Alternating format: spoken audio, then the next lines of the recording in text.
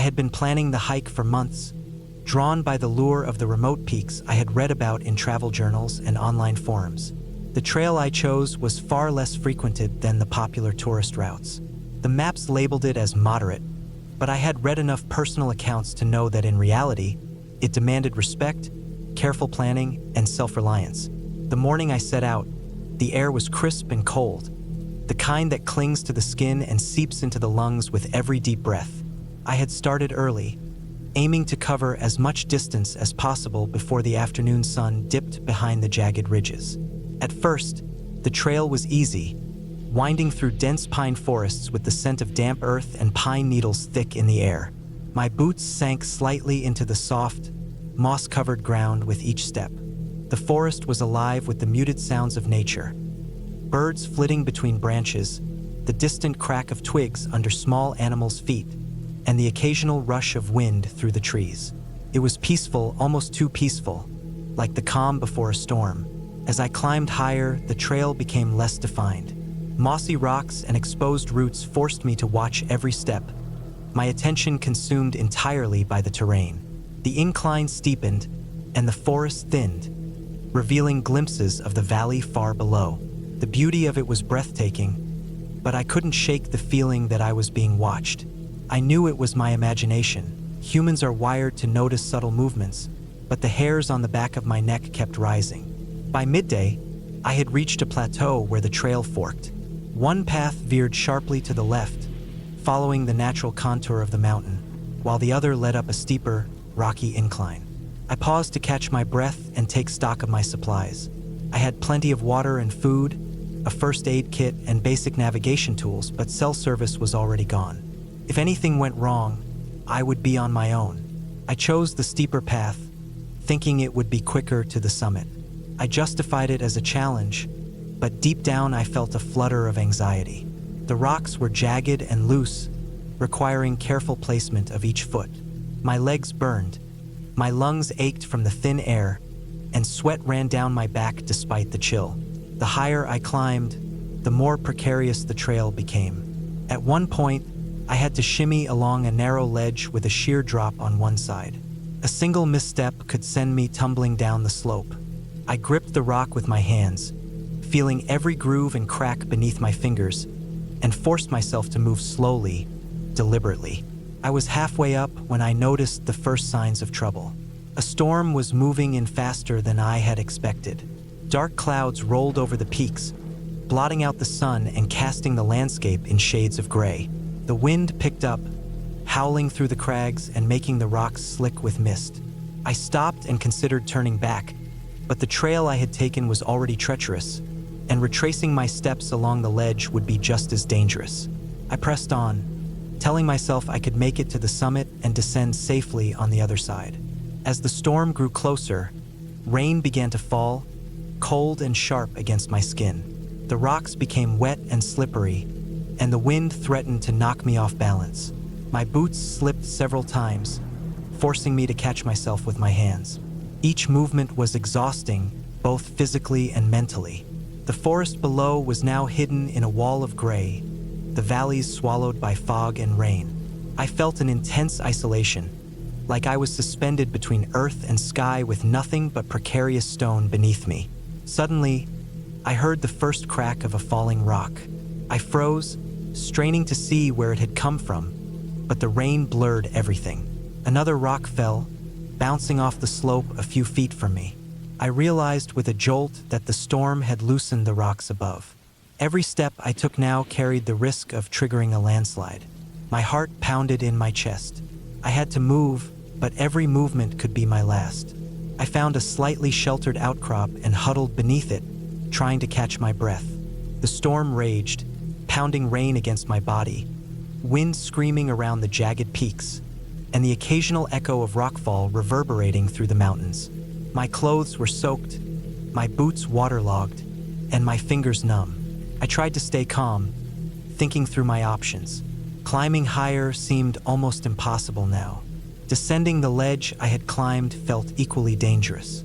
I realized I was trapped in a section of the mountain that offered little safety. Hours passed. The storm showed no sign of letting up. Visibility was nearly zero, and the once familiar landmarks were invisible in the sheets of rain and fog. I had to ration my energy, moving only when necessary, taking tiny steps to prevent slips. I realized that if I didn't find a safe place to wait out the storm, I could very well die from exposure or a fall. I scanned the rocks desperately, looking for any indentation or cavity large enough to shield me from the wind and rain. I found a small crevice about the size of a person, just wide enough to squeeze into. It wasn't comfortable, but it would protect me from the worst of the wind and rain. I crawled inside, pulling my pack with me, and tried to make myself as small as possible to conserve warmth. My body shook uncontrollably from cold and fear. I wrapped myself in my rain jacket and attempted to stay awake, knowing that sleep could mean falling or losing my footing if I had to move suddenly. The hours stretched endlessly. I listened to the storm's fury, the constant dripping of water, the occasional rumble of rock slides far above me. My mind drifted into dark places, imagining the worst-case scenarios. I tried to force myself to focus on breathing, on the small victories of staying alive, but panic gnawed at the edges of my consciousness. I realized how utterly alone I was, with no one to help me if I slipped or was injured. Eventually, the storm began to abate, the rain slowing to a drizzle, the wind dropping to a cold whisper. I cautiously peeked out of my crevice, testing the rocks before venturing further. The mountains were still wet and slick, but at least the immediate danger of rockfall had lessened. I knew I couldn't wait any longer. I had to move to a safer location before nightfall. My muscles were stiff and sore, my hands blistered from gripping the rocks, but I forced myself to stand and continue. I moved carefully, retracing my steps along the ledge with painstaking attention to every foothold. I checked each rock before putting weight on it, sliding down sections where the incline was too steep to climb safely. Every inch forward felt like a victory. After what felt like an eternity, I reached the main trail again, the forest gradually returning around me. The fog and rain had cleared enough to reveal familiar markers, and I recognized the path leading down the mountain. Relief washed over me, but I remained cautious. Exhaustion could make even simple steps dangerous. As I descended, the forest floor grew soft again, moss covering the roots and stones, and the familiar scent of pine filled my nose. I stopped often, both to rest and to keep my footing. My body ached, every muscle trembling from stress, fatigue, and cold. Hours passed, and finally, I reached the edge of the forest where the trail met a small dirt road. I knew the nearest ranger station was still several miles away, but the road offered a safer path. Walking along the road, I realized how lucky I had been. The storm could have easily killed me. One slip, one loose rock, and I wouldn't be here now. The fear and adrenaline slowly faded, replaced by an overwhelming exhaustion and relief. I continued along the road until I reached the ranger station, where I found other hikers and finally received assistance. I was shaken, soaked, and sore, but alive. The experience left a mark on me, a reminder of the mountain's power and the thin line between adventure and disaster. I had planned carefully, brought proper equipment, and stayed alert, but even then, the unpredictability of nature nearly overwhelmed me. I realized that true survival often depends on patience, caution, and respect for the environment. The mountain had tested me in every way, and though I had feared for my life, I had also learned a profound lesson about resilience, awareness, and the quiet strength that comes from surviving when all odds seem stacked against you. Even now, years later, I can close my eyes and feel the cold wind cutting through the rain, hear the echo of rocks tumbling down the slope, and remember the endless gray sky above. It serves as both a memory of terror and a reminder that with careful preparation, courage, and perseverance, one can survive even the most harrowing moments in the wilderness.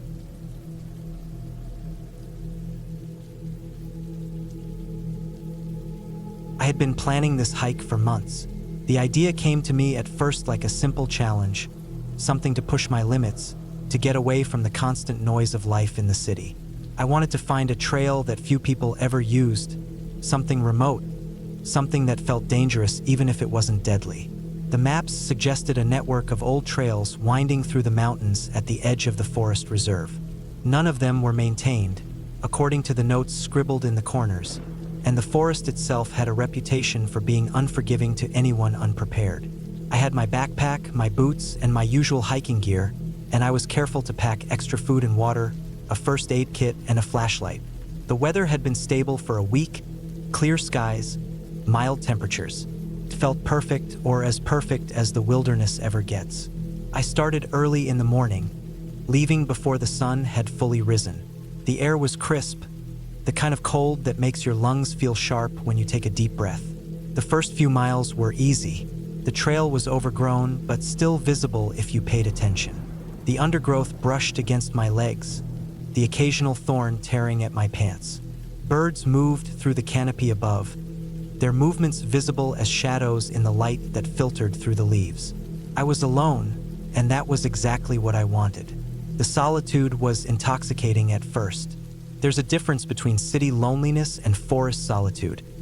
In the forest, the quiet is alive, filled with subtle sounds that almost become a language if you listen long enough. By mid-morning, the trail began to climb. The incline was steep, and the loose gravel made every step precarious. I was careful, testing each foot placement before putting my full weight down. Small slips happened, my feet sliding a little over the stones, but nothing serious. My heart started beating faster, more from exertion than fear, though there was a small knot of unease in my stomach, the kind you feel when the forest suddenly becomes too quiet. The birds had vanished. The wind had died down. Even the distant hum of insects seemed muted. I pressed on.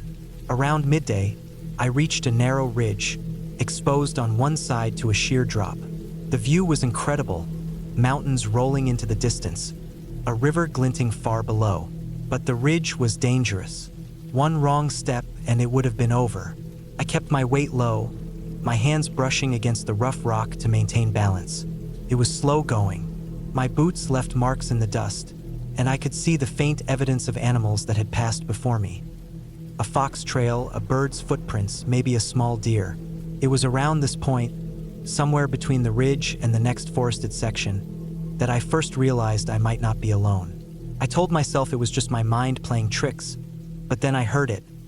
A snap, sharp like a branch breaking under heavy weight. I froze immediately. The sound had come from behind me, not far, maybe 30 feet away, though the dense underbrush made it impossible to see anything clearly. I listened, straining for another sound, but all I could hear was my own heartbeat and the wind brushing through the treetops above. I kept moving, but slower now, more cautious. Every crackle, every whisper of movement in the leaves set me on edge. By late afternoon, the trail had descended into a narrow valley.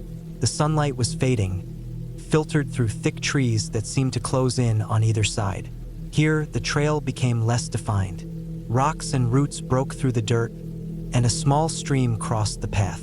I took off my boots briefly to step through the water, trying to wash off the sweat and grime from the long climb.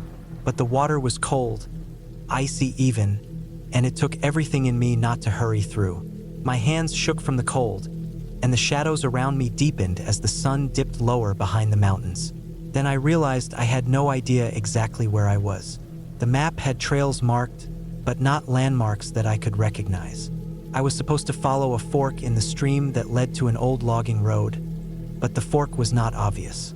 I walked upstream first, thinking it would be safer to follow water, only to find myself in a shallow ravine with thick brush on either side. I backtracked and went downstream instead, feeling a growing sense of unease. The forest felt hostile now, the kind of silence that isn't comforting. Every step sounded exaggerated, echoing through the trees. My ears strained to pick up sounds to make sure I wasn't being followed. Night fell. I had no choice but to set up a small camp. I found a clearing that might have been an old campsite, judging by a circle of stones with burnt wood still faintly blackened. I gathered what dry wood I could find, stacked it carefully, and lit a fire. The flames crackled, throwing shadows on the trees around me. For a while, the fire was my only comfort.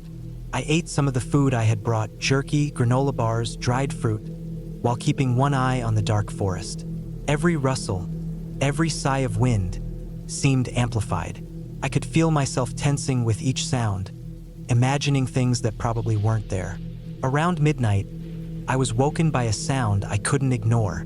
Heavy, deliberate footsteps coming from the edge of the clearing. Not the light patter of animals, but the firm, solid thud of something much larger. I froze, every muscle tight. The firelight flickered, but there was nothing yet visible in the darkness. Then another step, closer this time, followed by another. My mind raced. Could be a bear, a mountain lion, someone else hiking, or more likely, a combination of these things. I grabbed my flashlight, shining it toward the sound. The beam cut through the darkness but illuminated nothing except trees. The footsteps stopped. Silence returned, but it was not the comforting silence from earlier. This one was heavy, watchful, waiting. I knew I couldn't stay there. I packed quickly, putting out the fire to avoid leaving a signal. I moved quietly, hugging the edge of the clearing and following the slope downward. I tried to stick to the faint path, but it was nearly invisible at night. My flashlight only revealed a few feet ahead, and every shadow seemed to reach for me. I slipped once, scraping my hand on a jagged rock. The pain was sharp, but I pressed on. Hours passed. The darkness made it impossible to gauge time. I tried to follow the stars for orientation, but the canopy was too thick in some areas. Streams became obstacles in others, forcing me to detour into denser brush. I was exhausted, but stopping wasn't an option. At one point, I heard that sound again, heavy steps in the undergrowth. They didn't seem very far away this time. I forced myself to keep moving, adrenaline keeping me upright even as my legs threatened to give out. I didn't look back. By dawn, I stumbled onto a wider trail, one that seemed to be used more regularly. Relief washed over me, though I was still on edge. I followed this path slowly, expecting to encounter another threat at any moment. The sun rose higher, casting light through the trees, and I finally felt a measure of safety. Birds returned, the wind shifted, and the forest seemed less ominous. After several more hours, I reached the edge of the forest and saw a dirt road in the distance. I ran toward it, my legs screaming from the hours of tension and movement. When I finally reached the road, a small truck drove past, and I flagged it down. The driver looked surprised but picked me up. I was covered in mud, scratches, and cuts, my clothes torn, my face streaked with dirt. I didn't speak much. I just sat in the back, trying to calm my breathing. Later, in town, I reported my route to the local rangers. They told me the area I had been hiking in was known for old logging trails, abandoned and difficult to navigate, and that hikers occasionally went missing when they underestimated the terrain. They said that at night, it was nearly impossible to see the paths, and the wildlife, bears and mountain lions, was very active in the area. I realized that the steps I heard at night had probably been one of these animals. That thought chilled me, but I also understood that my survival came down to staying calm, moving deliberately, and avoiding confrontation. I spent the next few days recovering from the physical toll, tending to scratches and bruises, cleaning out dirt from every scrape. Mentally, it took longer. I kept thinking about the isolation, about how thin the line had been between safety and disaster. But I also felt an undeniable sense of accomplishment. I had faced a situation that could have gone horribly wrong, yet I had managed to navigate it. I had learned lessons about preparation, respect for the wilderness, and the sheer unpredictability of nature. In the weeks after, I returned to hiking, but differently. I stayed on well-marked trails, carried additional communication devices, and never underestimated the forest again. The fear I felt that night stayed with me, a reminder of vulnerability, but it became something productive rather than paralyzing. I had survived, and in surviving, I learned the value of caution, of preparation, and of trusting my instincts. The forest was dangerous, yes, but I had respected it, and that respect had saved me.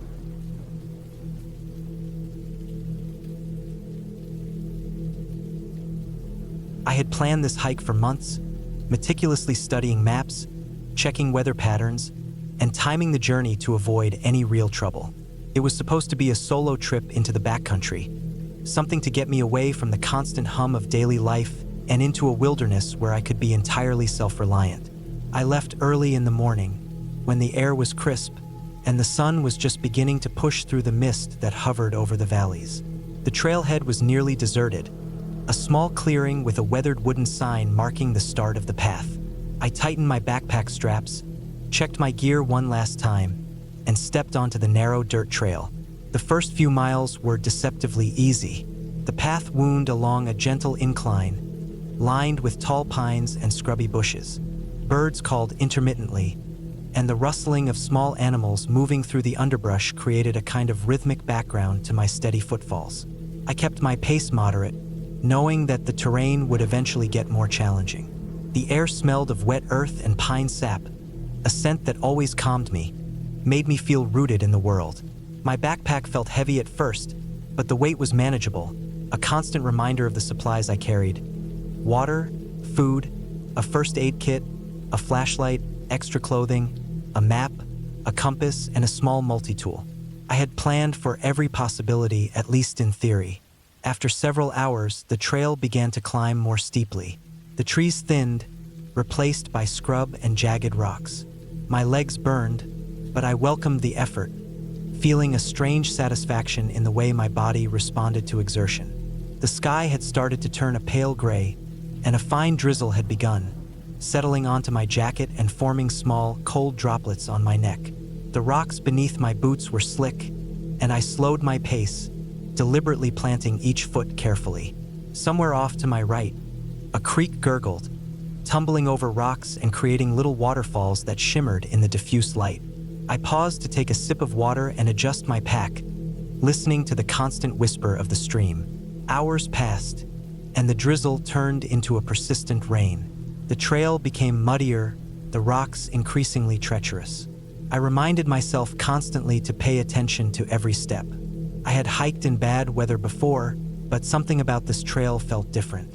It felt isolated, more raw and wild than the trails I usually frequented. I noted the markers at irregular intervals, small painted blazes on rocks and trees that confirmed I was still on the path.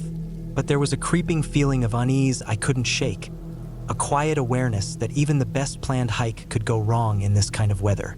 I stopped near a large boulder to check my map. The drizzle made it difficult to read, and my hands were slick with moisture. I realized I had lost the trail markers for the past quarter mile. I had been focusing on the creek to my right, assuming the trail followed it, but now I wasn't certain. The terrain was rough, steep, and scattered with loose rocks. The rain made everything slippery and treacherous. My stomach knotted. I had prepared for being off trail, of course. I had a compass and some experience with navigation, but this was a more remote section than I anticipated. The forest was denser here, branches scratching at my jacket, the ground uneven. I decided to backtrack slightly to find the last marker. Each step was deliberate, but the mud pulled at my boots, the rocks threatening to send me sliding. My legs were growing tired, and the cold rain penetrated my jacket despite its waterproofing. I was soaked to the skin. The creek's sound grew fainter as I moved away from it. At one point, I realized I could not hear it at all, and that small change made my heart race. I turned in every direction, scanning for the familiar blazes, but there was nothing. The forest looked uniform, oppressive. Every tree seemed similar, every rock the same shade of gray. My sense of direction wavered. Time became difficult to measure. I knew I had been moving for at least an hour, maybe more. The rain intensified. The forest floor, already uneven, became a network of slippery mud and fallen branches. My boots sank slightly with each step, making a sucking sound that echoed faintly in the otherwise muted world. I stumbled once, caught myself on a tree, and felt a surge of adrenaline as my heart raced. I paused to breathe, trying to calm the panic creeping in. I reminded myself that this was just another obstacle, another challenge to overcome with patience and care. I kept walking cautiously until I reached a ridge. From there, I hoped to spot some landmark or the trail marker, but the fog had thickened. Visibility was barely 20 feet. The rain was relentless, hammering the leaves and my jacket in a constant rhythm. I realized that if I continued blindly, I risked falling or getting hopelessly lost. So I stopped, set down my pack, and took stock of my situation. I had water, food, and basic shelter equipment, but I also had limited daylight and no clear path. My phone had no signal. My compass still worked, but I was uncertain of my position relative to the main trail. Panic started to creep in. I could feel my heartbeat in my temples, my palms slick with rain and sweat. I reminded myself to breathe, to think rationally. I knew from experience that fear can cloud judgment more than any actual danger. I decided to stay put for a short while, hoping the fog might lift or I might hear a sign of the trail. A distant voice, a snapping branch, or the return of the creek's sound. I checked my map again, aligning it with my compass. I estimated my location based on terrain features, but the landscape in the fog looked like nothing on the map. Every ridge and valley was a shadow, indistinct and threatening. Hours seemed to pass with almost no change. The rain never let up. My clothes were soaked, my hands and feet cold. I felt a deep fatigue creeping into my muscles, a mix of exertion and stress. Hunger was secondary to the urgent need for shelter and orientation. I decided I needed to find higher ground. Maybe from above, I could see the curve of the main trail or the river below. Climbing would be difficult. Slippery rocks, wet roots, but remaining stationary seemed riskier. I moved slowly, carefully, gripping trees and testing every foothold before committing my weight. Every step was a negotiation with the landscape, a constant awareness of danger. I slipped once and fell hard, bruising my hip and elbow. I paused to assess myself. No broken bones, but enough pain to make me even more careful. I realized that small mistakes here could be fatal. The isolation of the forest pressed down on me. No one would know where I was if I fell again. No one would hear my calls through the fog and rain. The weight of self-reliance settled heavily on my shoulders. By late afternoon, the fog began to thin slightly, though the rain continued. I spotted a rock formation that resembled a small plateau. I climbed to it and took stock. From there, I could make out the vague shape of a larger ridge in the distance. I remembered from the map that the ridge ran roughly parallel to the main trail. I oriented myself and decided to move toward it, hoping the higher ground would give me a clearer perspective. The climb was exhausting. My legs screamed, my wet clothes clung uncomfortably, and my pack weighed like a stone. But the thought of finding a safer route pushed me onward. When I finally reached the ridge, I could see more clearly. The fog was lifting, and in the distance, I could make out a narrow ribbon of brown and gray, the trail winding through the forest below. Relief surged through me. I oriented myself with the map, noted a recognizable bend in the creek, and planned my descent. Every step downward had to be careful as the slope was steep, wet, and unstable. I moved deliberately, using rocks and tree roots as anchors, lowering my center of gravity to maintain balance. As I descended, I came across a few fresh animal tracks, deer probably, or maybe elk. They reminded me that I was not alone, but that was a comforting thought rather than a frightening one. Nature was indifferent but predictable if observed carefully. I followed the tracks for a while, and sure enough, the trail became visible again. A narrow dirt path, slick with mud but unmistakable. I exhaled, a long, shaky breath. The relief was profound, almost overwhelming. I felt like a weight had been lifted from my shoulders. I had navigated the worst of the isolation and the fear. My body ached. My clothes were soaked and dirty, but I was on solid ground again. I followed the trail back toward the trailhead, carefully retracing steps I would normally find mundane but now seemed precious. The forest gradually transitioned back into familiar terrain. The creek sounded closer, the trees denser, the mud less treacherous. I could see faint signs of the beginning of the path, the small wooden sign visible through the thinning trees. By late evening, I emerged back at the trailhead, exhausted, soaked, and sore, but safe. The car was exactly where I had left it. I leaned against it, letting out a long breath I didn't realize.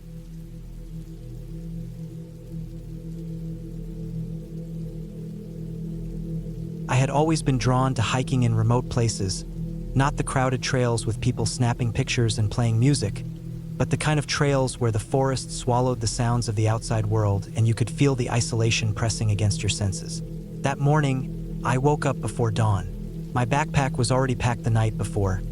Tent, sleeping bag, stove, water, enough food for 3 days, a first aid kit, extra layers, a flashlight, and maps I had printed off from the park website.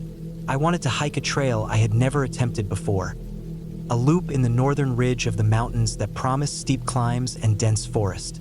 The trail was marked on the map, but I knew maps rarely told the full story.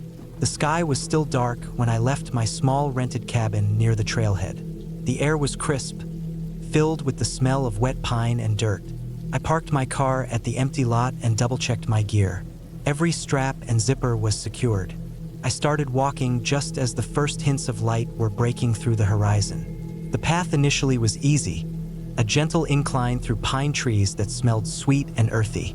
The forest was quiet except for the occasional rustle of a squirrel or bird. As I climbed higher, the trail narrowed. Roots twisted across the path, forcing me to watch every step. Small streams cut across the trail, and the stones were slick with morning dew. I kept my pace steady, not fast, not slow. My goal was endurance, not speed. I passed a few small clearings where the sunlight spilled in golden beams, catching dust and pollen in the air, giving the forest an almost ethereal quality, but not in a ghostly sense, just in the serene way nature often appeared untouched. I paused to take off my jacket and gulped water. By late morning, the incline became steeper. My legs burned, and sweat dampened my shirt. I took a long break on a large rock overlooking a shallow valley. The wind picked up, carrying the scent of moss and wet leaves. Everything felt isolated, and I realized I hadn't seen another person for hours. That's when the first uneasy feeling crept in. Not fear, exactly, but a prickling sense of being watched, a vague tension that made the hair on the back of my neck rise. I shrugged it off, telling myself it was the isolation speaking to me. I continued.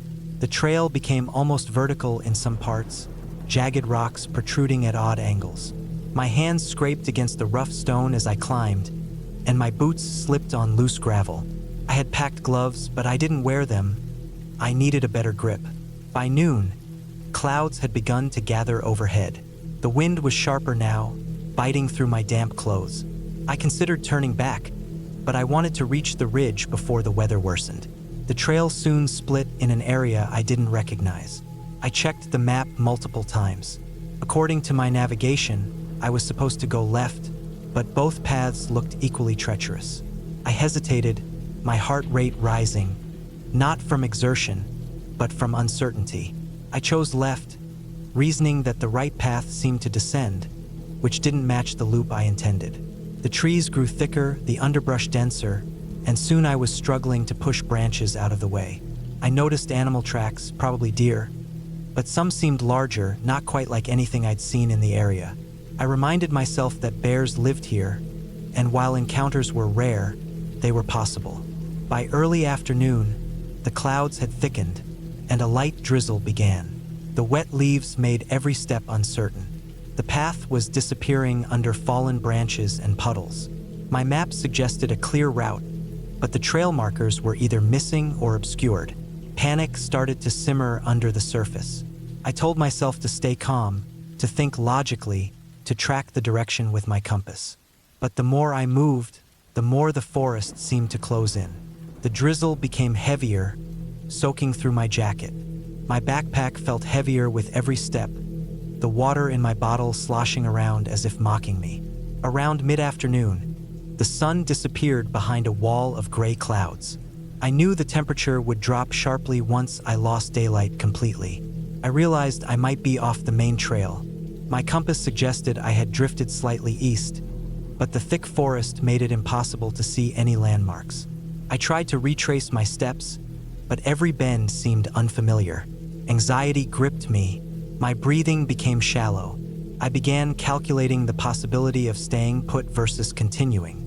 If I stayed, I risked hypothermia overnight.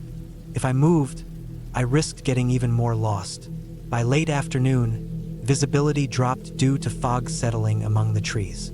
The forest floor was slippery, and I slipped once, hitting my knee on a rock. Pain shot through my leg, and I realized that if I injured myself further, I could be in serious trouble. I pressed on, leaning heavily on my trekking poles, stepping carefully over roots and puddles. Each sound, the snap of a branch, a rustle of leaves, made my heart jump. I knew it was probably a small animal, but the isolation made every sound feel like a potential threat. Then I heard it, a low, guttural growl, deep and resonant, coming from a few dozen feet away. I froze. I scanned the trees but couldn't see anything. My mind immediately went to bears. I had bear spray, but it was in my pack. I slowly reached for it, keeping my eyes on the sound. The growl came again, closer this time, followed by the crunch of leaves. My heart raced. I whispered to myself to stay calm, to not run, to make myself appear larger, though no one could hear me. I slowly stepped back, looking for higher ground or an escape route. The creature, probably a bear, emerged partially from the mist. Its fur was dark, wet from the drizzle. Its eyes were focused on me, measuring, assessing. I stood frozen, adrenaline surging. Bears can be unpredictable. I slowly raised my arms, holding my trekking poles horizontally to appear bigger. The growl turned into a low snarl. I knew I had only seconds to act if it charged. I slowly backed toward a large tree, placing it between myself and the animal. I remembered everything I had read about bear encounters. Avoid direct eye contact, remain calm, speak softly, do not turn your back. The bear circled slightly, testing me. My hands shook as I fumbled for my bear spray. My heart pounded so loudly I thought the bear could hear it. Finally, I got the spray out, holding it ready. Then, almost as suddenly as it had appeared, the bear turned away and disappeared into the fog.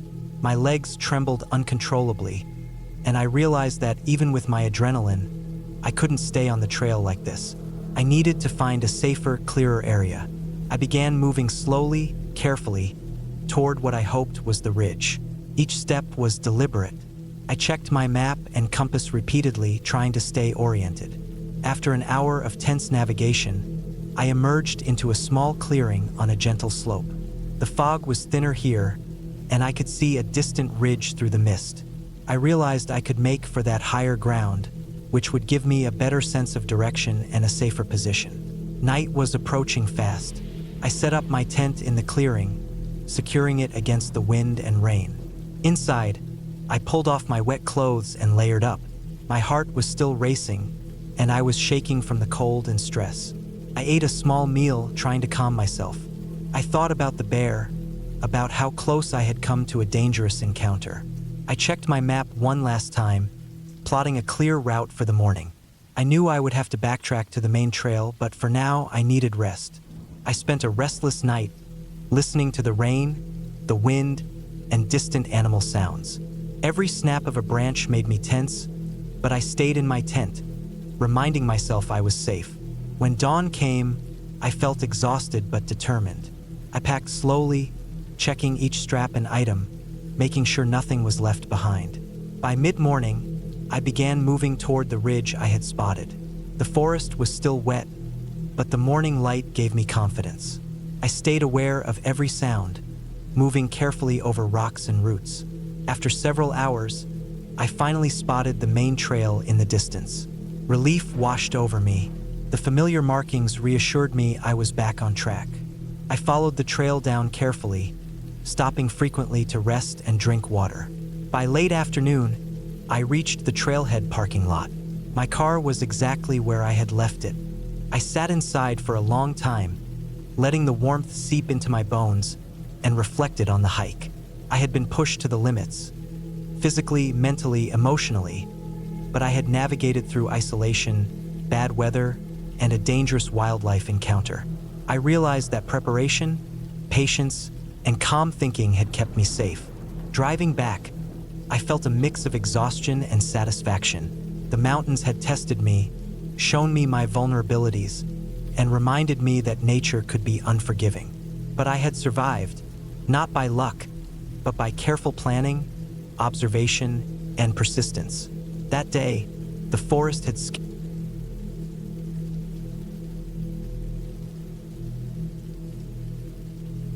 I never considered myself an experienced hiker, but I liked the idea of being outdoors, of pushing myself beyond the usual limits of daily life. The idea of escaping the city for a few days of solitude, carrying only a backpack and the essentials, had always appealed to me. I wanted to feel isolated, to feel raw nature, to feel alive. I thought I was prepared for that. I thought I could handle it. I was wrong. The plan was simple. A 2-day hike in a section of the mountains that wasn't heavily traveled. A route marked on the map but not popular with casual hikers. I had studied the terrain for weeks, printed topographical maps, marked water sources, and memorized approximate distances between points. My backpack was loaded with the usual gear: water, snacks, a small stove, a sleeping bag, and a first aid kit. I even packed extra socks and a rain jacket, knowing how quickly weather could change in the mountains. Everything was planned meticulously. What I didn't account for was how quickly nature could overwhelm even the best prepared person. The morning I left, the air was crisp, almost biting. The sun was just rising, painting the forest in soft oranges and yellows. I parked my car at the trailhead, double-checked my gear, and set off. At first, the hike was nothing short of peaceful. The forest was alive with the sounds of birds, the distant rush of a stream, the subtle snap of twigs under my boots. The trail was narrow and winding, overgrown in places, but it was easy to follow. The incline wasn't steep at first, and I moved at a steady pace, feeling my legs wake up from months of sedentary life. I felt light, almost euphoric. This was what I had come for. By midday, the trail began to climb sharply. The incline was steeper than I expected, and the dirt path was loose in places. I could feel my heart rate rise, my breathing becoming heavier with each step. Sweat ran down my back, soaking my shirt. I paused occasionally to catch my breath and take in the view. Rolling hills of green, the distant peaks of higher mountains, and the forest stretching endlessly below me. The scenery was breathtaking, but it was also a subtle reminder of just how alone I was. I reached a small plateau just after noon, where the forest opened into a clearing overlooking a deep valley. The wind picked up here, cold and sharp. I took a long drink of water, ate a granola bar, and rested my legs. That's when I noticed something that made my stomach tighten. A faint, narrow trail branching off from the main path. It wasn't marked on my map, and it looked old, overgrown, almost forgotten. My curiosity got the better of me. I thought maybe it's a shortcut or a viewpoint. I should have stayed on the main path, but I didn't. The trail quickly narrowed and steepened. It twisted between jagged rocks and thick undergrowth, dropping sharply on one side into a steep ravine. I had to be careful with every step. Loose stones slid under my boots, and the dirt crumbled as I stepped, forcing me to stop frequently. My hands found rocks and branches for balance. My muscles tensed in a way I hadn't experienced before. I could hear my heartbeat echoing in my ears. Hours passed, though it felt like minutes, and the sun began to lower in the sky. Shadows stretched long between the trees, and the air grew colder. The trail became almost indistinguishable, merging with rocks and fallen leaves. I realized I had lost any sense of direction. The forest that had felt peaceful hours before now felt oppressive, dark, and endless. Panic began to creep in. I checked my map and GPS. My phone was at half battery, and the GPS signal was weak, flickering, sometimes showing me standing in impossible places, sometimes not updating at all. I tried to backtrack. I knew I should have done that hours ago, but the trail was not obvious. Every time I thought I recognized a landmark, I discovered it was another rock or tree, identical to dozens of others I had passed. I was beginning to understand how easy it was for someone to become completely lost in the mountains. The sun was nearly gone now, and the temperature was dropping fast. My hands were shaking, not just from the cold but from fear. I stumbled onto a small, flat area, exhausted, and I realized I needed to stop and make a camp. I was unprepared for this. My planned campsite was far below, unreachable without retracing my steps, which I couldn't do because I didn't know the correct way. I pulled out my sleeping bag and tried to set it on the uneven ground, but the rocks and sticks made it almost impossible. I ate the last of my granola bars and sipped the remaining water, knowing it wouldn't be enough to last the night if I didn't find a stream. My body ached from constant tension and strain, and my mind was frantic with calculations. How long could I survive here, in this unfamiliar place, in the cold and dark, with dwindling supplies? Night fell fully. The forest became a black void, with only the faint glimmer of stars through the canopy. Every sound was amplified: the rustle of leaves, the snap of a twig, the distant howl of a coyote. I tried to tell myself these were just animals, nothing more. My fear was a tangible weight on my chest, pressing down harder than the cold. I huddled in my sleeping bag, trying to conserve heat, but it did little to stop my teeth from chattering. I knew hypothermia was a real risk. I tried to stay awake, moving my arms and legs, keeping my mind active, but exhaustion was relentless. At some point in the night, I awoke to a terrifying realization. I could hear something moving nearby, heavy, deliberate steps over rocks and branches. I froze, holding my breath, straining my ears. The sound came closer, and I could almost feel the weight of it moving through the darkness. I had no weapon, nothing to defend myself. I realized it could be a large animal, maybe a mountain lion or bear, but it could also be something else. My imagination ran wild. Every noise became a threat. I stayed perfectly still, praying it would leave. After what felt like hours, the sounds receded, but my body remained rigid with tension. I didn't sleep again that night. Morning arrived, gray and overcast. I forced myself to eat the remainder of my snacks and drank sparingly from the stream I had finally found nearby. I tried to retrace my steps, keeping the ravine to my left, following faint animal tracks that might lead me to a clearer path. Every movement was slow, deliberate, cautious. I kept reminding myself to stay calm, to conserve energy. I knew panic would only make things worse. Hours passed, and my energy dwindled. I fell more than once, scraping my hands and knees on rocks. My water was nearly gone, and I could feel the dizziness of dehydration setting in. I considered my options. Keep going, hope I find the main trail, or wait and risk being stuck. I decided to move. Staying in one place in this terrain felt like death. I followed the faint tracks, hoping they would lead me to the trail. Finally, late in the afternoon, I stumbled upon a clear sign of human activity. A small, broken trail marker half buried in leaves. Relief hit me like a physical force. I was not lost. I followed the trail slowly, carefully, every step still tense, every sound triggering alarm, but I could see the forest thinning, the path widening. I moved toward the direction I remembered, following the natural flow of the valley. After hours of laborious hiking, I reached the main trail, the one I had planned originally. My body was battered, dehydrated, exhausted, but safe. The sun was beginning to set again, and I forced myself to keep walking, knowing the parking area wasn't far.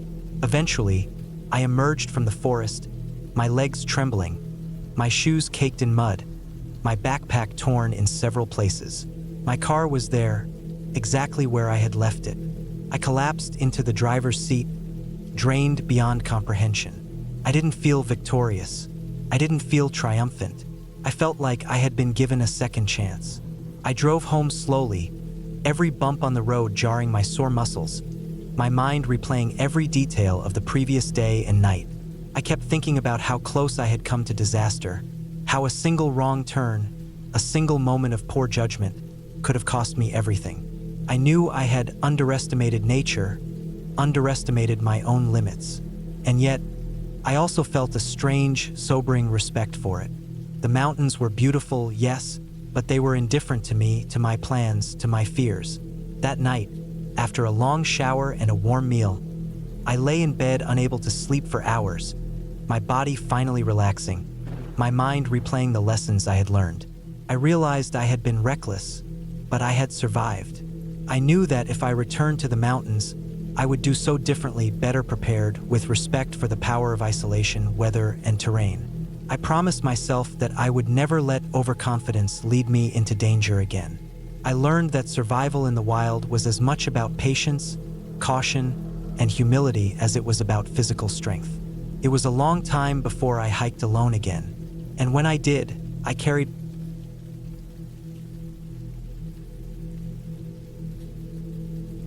had been planning this hiking trip for months. The map I had studied in painstaking detail showed a dense trail that wound through a vast section of the Rocky Mountains. I wanted isolation, the kind of solitude where the only sounds were the crunch of your boots on dirt and the wind brushing against the trees. I had chosen a trail less traveled, one that appeared on maps but was rarely marked in guidebooks or hiking forums. The risk of getting lost was higher, but I had my compass, my GPS, and enough supplies to last 3 days. I convinced myself that I was prepared for anything. The first day started perfectly. The air was crisp and dry, carrying the scent of pine and earth. The trail began near a small creek, the water clear and fast-moving, glinting in the early morning sun. I followed it for several miles, stepping carefully over roots and loose stones. I had packed light but carried enough essentials: a sturdy backpack with water, food, a first aid kit, a flashlight, and extra batteries. My boots were well broken in, the laces double knotted, my jacket thick enough to keep out the wind but not heavy enough to restrict movement. The landscape was beautiful, almost hypnotic. Towering trees flanked both sides of the path, their branches forming a natural canopy that filtered the sun into scattered, dancing beams. Birds chirped intermittently, and squirrels dashed across fallen logs. The tranquility was almost intoxicating. I had reached a clearing by late afternoon. The sun had begun to tilt toward the horizon, casting long shadows across the forest floor.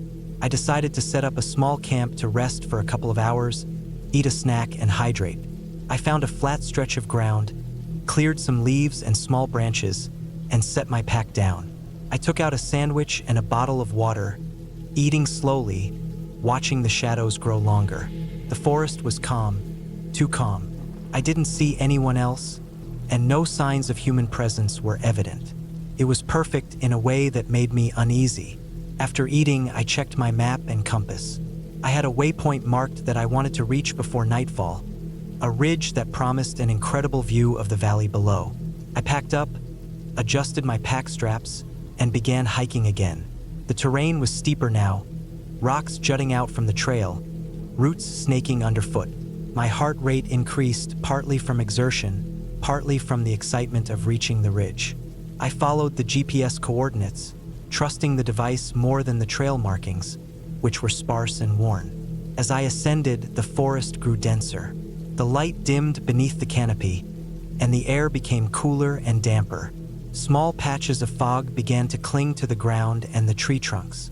I noticed signs that wildlife inhabited the area: claw marks on bark, scat in damp soil, and the occasional rustle in the underbrush.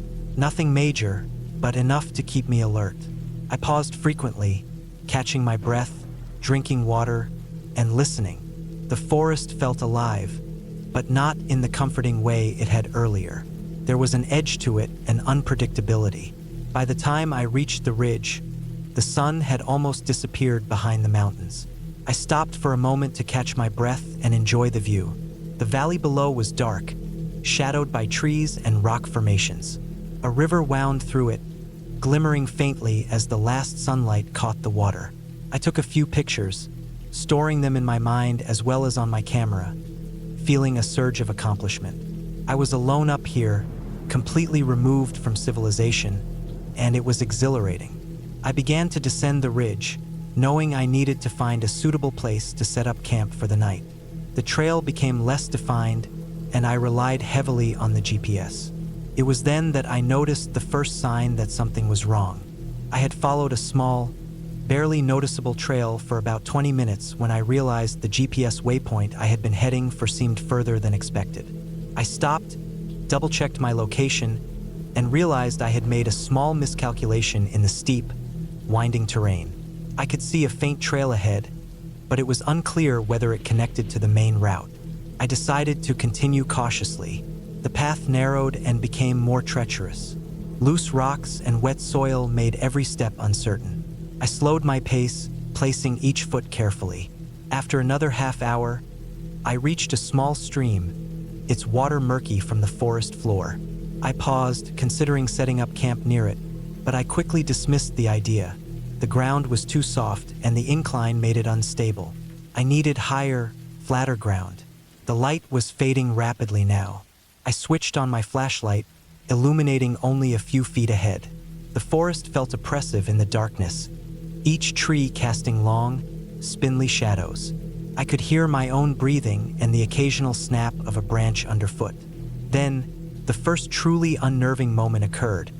I thought I heard another sound. A branch snapped somewhere off the trail, not too far, but not close either. I froze. My mind raced, imagining animals or perhaps another hiker. I was alone, I told myself. I was alone. The sound did not repeat, but the tension remained, coiling in my chest. I pressed on, careful, alert. The terrain worsened, with steep inclines on one side and a sharp drop on the other. Loose rocks tumbled beneath my feet, forcing me to stop several times to regain balance. Sweat ran down my forehead despite the cool air. Every step demanded attention. Then I made a misstep. My foot slipped on wet soil, and I barely caught myself on a tree trunk. My heart pounded, and I took several deep breaths before continuing. The fear was no longer abstract. It was immediate, physical. Hours passed in this manner, and the darkness grew deeper. My flashlight's beam cut a narrow path through the black, revealing twisted roots and moss-covered rocks. I realized I had no clear landmark to guide me. The GPS indicated I was close to my planned campsite, but the actual path was convoluted. Panic began to rise, a creeping sensation at the back of my mind. I reminded myself to stay calm, to stay methodical. I checked my map, adjusted my bearings, and moved slowly. Then I heard it again. This time, a definite noise, the crunch of footsteps not far behind me. I froze, holding my breath, listening. The sound stopped, but my pulse quickened. I scanned the trees with my flashlight, swinging the beam side to side, illuminating trunks, boulders, and underbrush, but nothing appeared. I rationalized it. It was probably an animal. Deer, maybe, but the sound of footsteps was unmistakable. The hair on my neck stood up. I had read about hikers encountering other people in the wilderness, sometimes harmless, sometimes not. The realization made my skin crawl. I decided to accelerate, moving faster but cautiously. The flashlight bobbed in my hand, casting erratic shadows. I clutched my backpack straps tighter, ready to brace myself if I needed to climb or jump. The terrain worsened with every step. Rocks became jagged, roots more tangled. The trail seemed to vanish entirely at some points. I was navigating by instinct, feeling my way, keeping my ears open. Hours passed. Time became meaningless. The forest seemed endless. I was exhausted, my legs trembling, my muscles screaming, but I forced myself to keep moving. I knew that stopping meant danger, not necessarily from people, but from the environment itself. One misstep in the dark could lead to a broken ankle or worse. My water was nearly gone, and I had only a small snack left. Hunger and dehydration began to gnaw at me, but fear kept me moving. Finally, as the first gray light of dawn touched the treetops, I spotted something familiar. A large boulder I had passed earlier in the day. Relief washed over me, but I remained cautious. I retraced my steps carefully, using the GPS to guide me back to the main trail. The forest had a different character in daylight. What had been dark and oppressive now seemed navigable, though still challenging. I paused to drink water from my bottle, feeling a surge of gratitude for having made it through the night. By mid-morning, I reached a point where the trail was well-worn and clear. I let out a long sigh, leaning against a tree. My legs were sore, my arms scraped and bruised, but I was alive. I could see smoke rising in the distance, likely from a campsite or a small town. I adjusted my pack and started walking toward it. The thought of civilization was comforting beyond words. When I finally emerged from the forest, I found a ranger station. I explained my situation, and the rangers listened attentively, though I did not dwell on every detail. They checked my health, gave me water, and offered assistance to ensure I could get home safely. Sitting there, with sunlight warming my shoulders and other people moving around me, I felt the tension leave my body in waves. The forest had tested me, pushed me to the edge of fear, but I had survived. Later, back home, I reflected on the experience. I realized the importance of preparation, of never underestimating.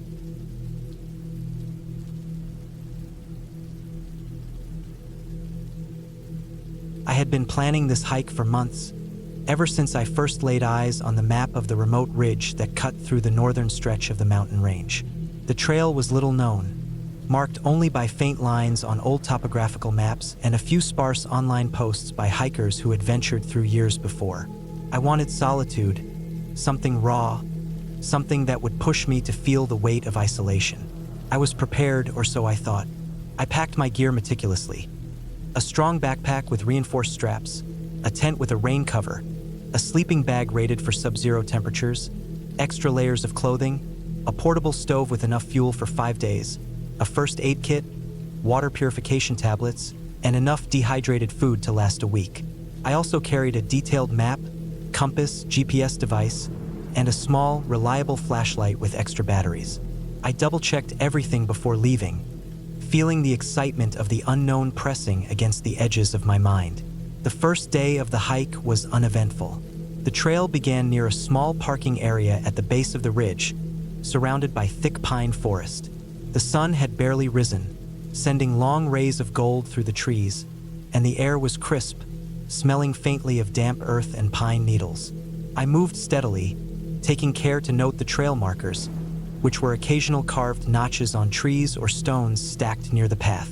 The terrain was manageable, mostly gentle inclines with patches of loose soil and occasional roots jutting out. Birds called softly overhead, and the distant rush of a stream accompanied my steps. I felt the familiar rhythm of hiking settle into my body, one foot after the other, steady breathing, and the awareness of being fully alone in a vast, quiet space. By mid-afternoon, the trail grew steeper, and the forest thickened. Large boulders appeared along the path, forcing me to carefully navigate around them, testing my balance on narrow ledges. I was meticulous, slowing my pace where the ground was slippery or uneven. My legs ached, but there was a certain satisfaction in feeling the work of my muscles against gravity. Around 4 o'clock, I reached a clearing atop a small ridge where the trees opened to a view of the valley below. The river wound like a silver ribbon through the landscape, and the distant mountains formed jagged silhouettes against the sky.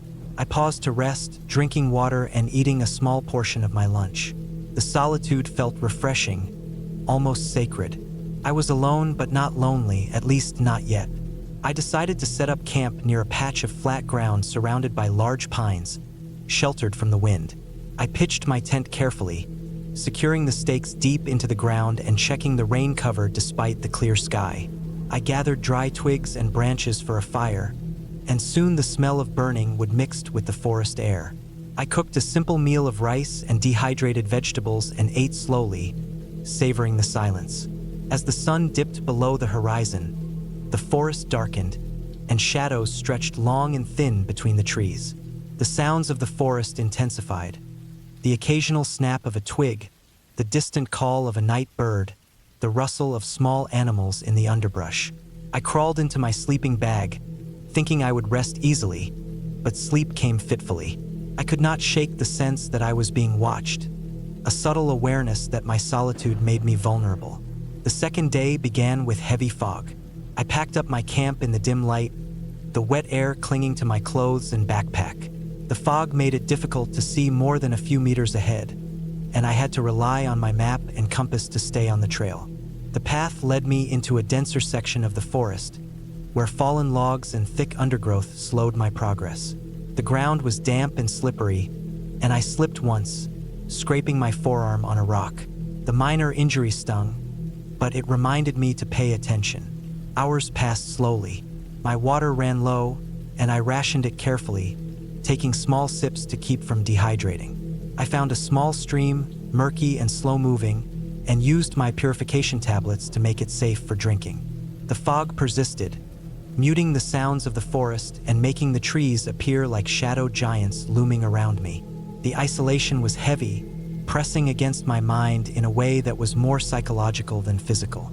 I reminded myself that I was experienced, capable, and prepared, but even so, Unease settled into my bones. By late afternoon, the terrain became increasingly rugged. The trail narrowed into a rocky path that hugged the side of a steep incline. Loose gravel slid underfoot, and the incline made each step an exercise in balance and caution. I stopped often to rest, checking my map to confirm I was still on course. Around 5 o'clock, I stumbled across an old, abandoned fire pit, stones blackened with soot and charred with scattered inside. The remnants of previous hikers, long gone, left an eerie reminder that this was a place few people frequented. I decided to keep moving, hoping to find a safe spot to set up camp before nightfall. I began to notice something I hadn't before. The trail markers became sparse, faded, or entirely absent in some sections. My anxiety began to rise. I stopped, examined the map, and tried to identify landmarks, but the fog made recognition difficult. The forest began to thin, replaced by sparse shrubs and jagged rock formations. I could see a faint path ahead, but the incline was steep and unforgiving. My legs trembled with fatigue, and I realized that I had misjudged the distance I could cover in daylight. Shadows lengthened, and the temperature dropped sharply. I knew I could not continue for much longer without risking injury or getting lost. I found a small ledge that offered some shelter and relatively flat ground. I pitched my tent quickly, the fog now thick and chilling, and gathered dry brush for a fire. The effort left me exhausted. I cooked another small meal and ate while shivering, aware that the cold would worsen overnight. I crawled into my sleeping bag, pulling my layers tight.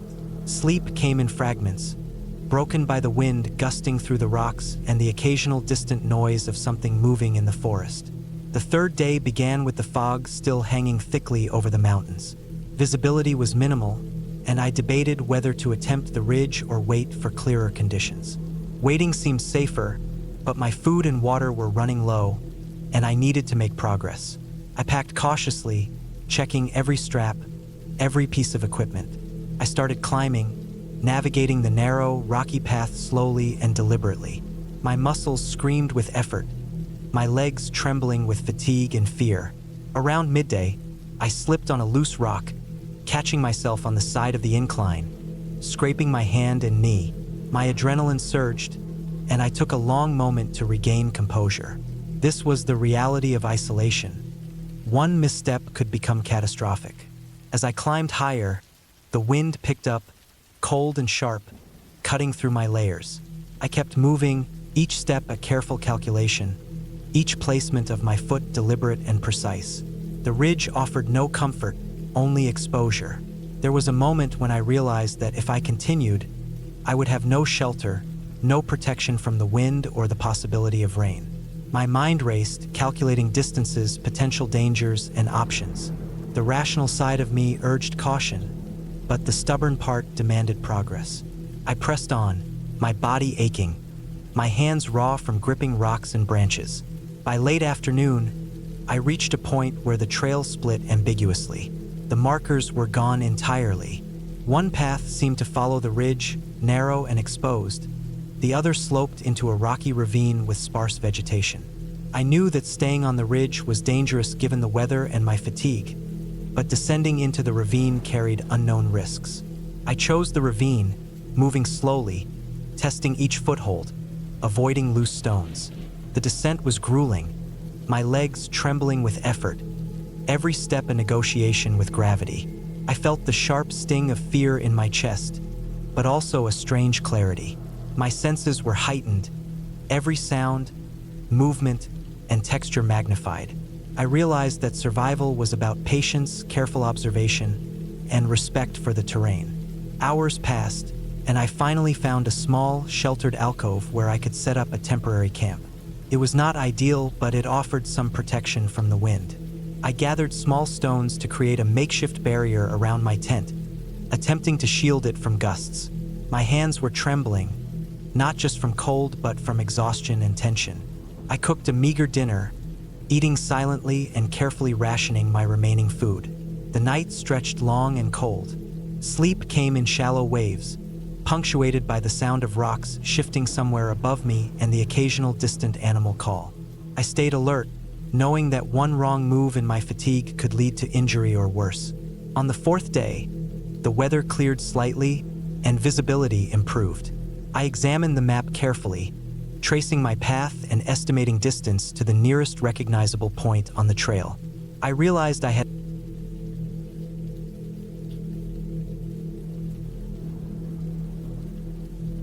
always loved hiking. The smell of the forest, the feel of rough bark under my hands, the crunch of leaves underfoot. It was grounding, almost meditative. That summer, I decided to tackle a trail that had been on my list for years. It was a section of the Appalachian Trail, remote, less traveled, and notorious for its tricky terrain. I had prepared carefully, packed a good map, extra water, snacks, a first aid kit, a compass, and a small camping stove. I was confident, maybe overconfident, in my experience and my preparation. The first day of the hike was beautiful. The morning air was crisp, with dew clinging to leaves and spider webs like tiny threads of silver. The sun filtered through the trees in shifting beams, painting the trail in gold and green. I felt alive. I walked for hours, stopping occasionally to rest and take photos, to look at moss-covered rocks, and to admire a bird that flew close enough for me to see the intricate patterns on its wings. It was a perfect day. By midday, I had reached a small clearing with a stream cutting through it. I sat on a rock to eat some trail mix, enjoying the gurgle of water and the occasional rustle of leaves as small animals moved through the underbrush. I drank slowly from my water bottle, aware that I still had a long stretch ahead. The map indicated that the trail would grow steeper and narrower as it approached the ridge, and I wanted to reach a flat spot for the night before dark. Around 3 in the afternoon, the trail started to get steeper. I had to scramble over boulders and roots, and my legs began to ache. The sun started to lower in the sky, casting longer shadows across the path. I was mindful of the time, knowing that descending steep terrain in the dark could be dangerous. I kept a steady pace, using my hiking poles to steady myself on the uneven rocks. Every so often, I paused to catch my breath, to drink water, and to glance at the map. I felt a little tense, as the forest had grown quiet. No birds were singing now, no wind stirred the leaves. The silence was heavy, almost unnatural, and I felt a slight chill despite the heat of the day. I found a narrow, flat ledge at the side of the trail and decided to rest. The rocks there were sharp and uneven, but it was better than trying to push on blindly. I checked my supplies, made sure my boots were tied tightly, and considered how far I could go before sunset. It was only 4 o'clock, but the ridge ahead seemed to rise steeply. I knew I wouldn't reach the next proper clearing before nightfall, but I felt stubborn. I had planned for this hike for months, and I didn't want to turn back early. The trail became a series of steep switchbacks. Each step required careful attention, especially as loose gravel threatened to send my feet sliding. I could feel my heartbeat in my chest as I concentrated on placing each foot securely. The forest grew denser. Shadows clung to the trunks and the ground. I had been hiking alone for hours, and though I wasn't scared exactly, I was acutely aware of how isolated I was. I had mobile reception, but only in brief patches when I reached the edges of the ridges. I reminded myself that I had emergency contacts and that the trail was used regularly enough that someone would likely find me if I got into trouble. But that didn't stop the tension from creeping in. Then, as I rounded a sharp bend, I noticed something strange. A small section of the trail ahead seemed freshly disturbed, with loose dirt and small branches scattered across the path. At first, I thought it was an animal. Maybe a deer or a bear had passed through recently. But then I noticed faint footprints, too large for any deer, running parallel to the trail and heading in the same direction I was going. I froze. My mind tried to rationalize it. Maybe some other hiker had passed by earlier. But something about the tracks unsettled me. They weren't just normal hiking boots. They were larger, heavier, almost deliberate. My pulse quickened. I checked behind me. The trail was empty. Still, the footprints were there, continuing ahead. I debated whether to turn back. The trail behind me was steep, and the sun was low. If I tried to retrace my steps in the dimming light, I risked falling. I decided to push forward slowly, careful not to leave a sound that might attract attention. Each step was deliberate. I kept my eyes scanning the trail and the surrounding forest. The undergrowth seemed thicker here, the shadows deeper. Every rustle, every broken branch made me tense. I tried to convince myself that I was imagining things, that perhaps the footprints were old or misidentified, but a small, gnawing fear had settled in my chest. By 5:30, the sun was dipping low behind the ridges. The forest darkened faster than I expected. I could see the silhouettes of the trees, but little else. I knew I needed to find a place to camp soon. My map indicated a small clearing about half a mile ahead, but the terrain was tricky, a combination of loose rocks and narrow ledges. I pressed on carefully, testing each rock and step. I could feel my energy draining, my muscles starting to complain, and the quiet around me seemed louder than ever. The wind was minimal and the forest felt still, almost too still. Suddenly, I slipped on a loose rock. My heart jumped. I caught myself on a nearby tree, but my backpack shifted, and one of my water bottles tumbled down the slope, hitting another rock with a sharp clink. I froze, my ears straining. No response. No sound of footsteps or voices, just the forest. I exhaled slowly and bent to secure my pack. The adrenaline made my hands shake. I realized how vulnerable I was. One serious misstep here could be dangerous. The ridge was steep. Falling even a few meters could result in injury or worse. I kept moving, slower now, more deliberate. My hands brushed against tree bark. My boots sank into the soft earth, and I could feel the sweat on my forehead. Every so often, I paused to listen. The forest was quiet, too quiet, but I reminded myself that there was no one around, just the solitude of the mountains. I tried to shake off the tension in my chest. I focused on the path, the rocks, and the next step. I had to survive. I had to reach that clearing. When I finally reached it, just as the last of the sun disappeared behind the ridge, I was relieved but exhausted. The clearing was small, surrounded by trees on three sides, with a gentle slope leading down to a creek, perfect for collecting water. I immediately began setting up my camp. I cleared a flat spot for my sleeping pad, gathered small twigs for a fire, and unpacked my stove to prepare a quick meal. My hands were steadying now, and I tried to let myself relax. The clearing was narrow but safe, and I felt slightly more secure here than on the trail. Night fell fully. I cooked a simple meal of dehydrated vegetables and rice, eating slowly to conserve energy. I collected water from the creek, filtered it, and stored it in my bottle. I checked my surroundings, noting possible escape routes if something went wrong during the night. The forest was dark and dense, but from this clearing, I could see shadows moving just at the edges of the light from my small fire. I wasn't entirely calm, but I felt prepared. I crawled into my sleeping bag, laying close to my pack with the essentials within reach, and tried to sleep. Sleep came fitfully. I woke multiple times to the sounds of branches snapping, leaves rustling, and the distant call of an animal. My imagination wanted to fill in the silence, but I reminded myself constantly that everything was real, and nothing supernatural was at work. Every sound had a logical explanation. A deer moving through the forest, a branch falling, the wind shifting. I concentrated on my breathing, letting each inhale and exhale ground me. At dawn, I woke to mist rising from the forest floor. The air was damp and cold, but the sunlight filtered through the canopy, painting the world in soft shades of gold. I packed up quickly, eager to continue while the light was strong. I filled my bottle with fresh water, double-checked my supplies, and prepared for the ridge descent. The terrain was treacherous, loose rocks and steep sections that required careful navigation. I focused on each step, using my poles and hands as support. Around mid-morning, I reached a rocky outcrop that overlooked a valley below. The sight was breathtaking. Sunlight glinted off a river winding through dense forest. I stopped to rest and took photos, letting my legs recover. From here, the trail leveled out and became easier to navigate.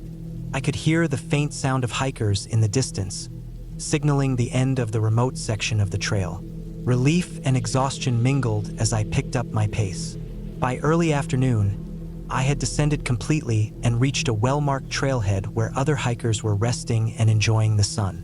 I felt a sense of accomplishment and gratitude, not just for the beauty of the hike, but for the awareness and caution that had kept me safe through the isolation and challenges. I refilled my water bottles at the stream, rested in the shade, and ate a proper meal. My muscles ached, my feet were sore, but I felt alive. Every moment of fear, tension, and careful planning had been worth it.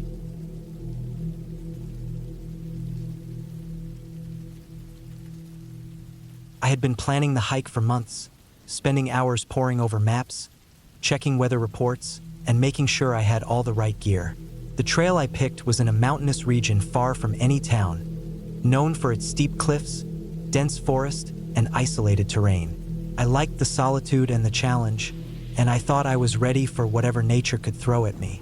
My backpack was heavy, stuffed with water, food, first aid supplies, extra clothes, and a small stove. I double-checked everything, making sure my boots were laced tightly and my trekking poles were in good condition. I had an early start that morning, leaving my car at the trailhead before sunrise. The sky still dark with streaks of pink and purple on the horizon. The air was crisp and smelled like wet earth and pine. There was a quiet calm that made the first steps on the trail feel almost ceremonial, as though I was stepping into a world entirely separate from the one I had left behind. The trail started gently, a dirt path winding through tall pines and firs. The ground was soft with fallen needles, muffling my footsteps. Birds were beginning to wake, their calls echoing faintly through the forest. At first, it was peaceful, almost meditative. I noticed the small details, the pattern of moss on tree trunks, the way sunlight filtered through the canopy, and the tiny insects crawling on the bark. I walked slowly, aware that this hike was going to be long and that pacing myself was essential.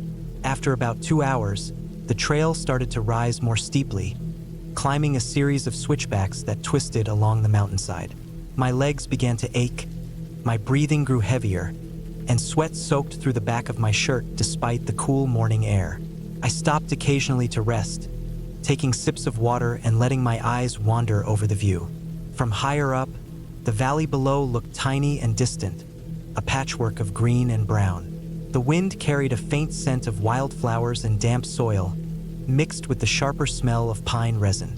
I was 3 hours in when the trail narrowed significantly. Trees pressed in on both sides, roots snaking across the path, and the ground became uneven, slippery with loose soil and scattered rocks. I had to focus completely on each step, planting my poles carefully and watching for hidden obstacles. This part of the trail had almost no foot traffic, and I didn't see another person for hours. The silence was almost oppressive at times, broken only by the occasional snap of a twig or the distant sound of a bird. I began to feel a creeping awareness of how isolated I was. My phone had no signal, which was normal for this part of the trail, but it made me more conscious of the fact that if anything went wrong, help would be far away. Around midday, I reached a small plateau, a flat section of the trail with a breathtaking view. I dropped my backpack and sat on a rock to eat some lunch. I had sandwiches, nuts, and an apple, and I took my time, enjoying the quiet and the scenery. From that vantage point, I could see the trail winding up toward the peak I planned to reach. The higher slopes looked jagged and rocky, with patches of snow clinging to the shadows. I knew the next section would be more difficult, requiring careful footing and constant attention. I rested for half an hour, letting my body recover, and then packed up and continued. As I climbed higher, the trail became steeper and more exposed. There were sections where one misstep could mean a serious fall, and I moved slowly, testing each foothold. The wind picked up, blowing cold against my face and chilling my fingers despite my gloves. Clouds began to gather, dark and heavy, hinting at rain. I didn't worry much at first. I had a waterproof jacket, but I knew that bad weather in this terrain could turn dangerous quickly. The rocks became slicker, and the loose gravel made every step a small gamble.